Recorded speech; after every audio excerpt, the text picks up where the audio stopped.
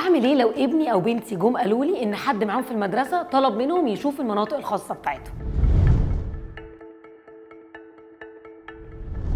لو جاء ابني او بنتي جم حكوا لي ان ولد او بنت معاهم في المدرسه طلب ان هو يشوف المناطق الخاصه بتاعته، زي مثلا قال له تعالى معايا الحمام، او تعالى نستخبى في البلاينج اريا هنا ومحدش يشوفنا، ونستخبى من المدرسه بتاعتنا ونقلع ونوري بعض جسمنا، عايزه اقول لكم ان الولاد والبنات لسه مش مدركه قوي ان الخطر ممكن يحصل من حد قدهم. بيبقوا حاسين دايما لو انتوا كمان وعيتوهم ان ممكن حد كبير هو اللي يضايقه او يكسر حدوده، فممكن يكون مستعد يقول لا ويجري ويهرب ويجوا يحكي لكم.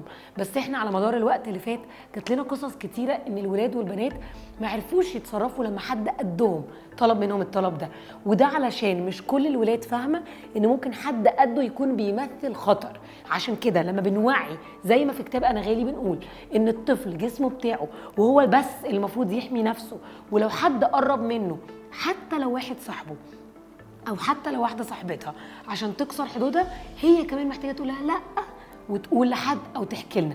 هم بيخافوا يخسروا صحابهم، هم بيخافوا يتريقوا عليهم لو جم اشتكوا. عشان كده 3 حاجات لازم نعملها كاهالي: اسمع، صدق، ساعد. اسمع القصه، ايه ده بجد يا حبيبي، حصل امتى؟ رد فعلك، رد فعل وشك بيطمنه انه يكمل القصه من غير ما يحور، من غير ما يخاف، من غير ما يتوتر. تاني حاجه صدقوا.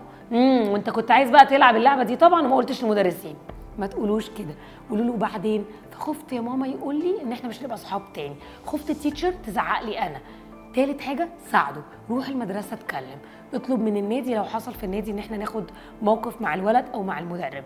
لازم ناخد اكشن لان الطفل بيستنانا نعمل رد فعل صح، وده اللي بيطمنه. ما تزعقش، ما تخوفش، طمنه وطبطب عليه واشكره دايما انه حكالك.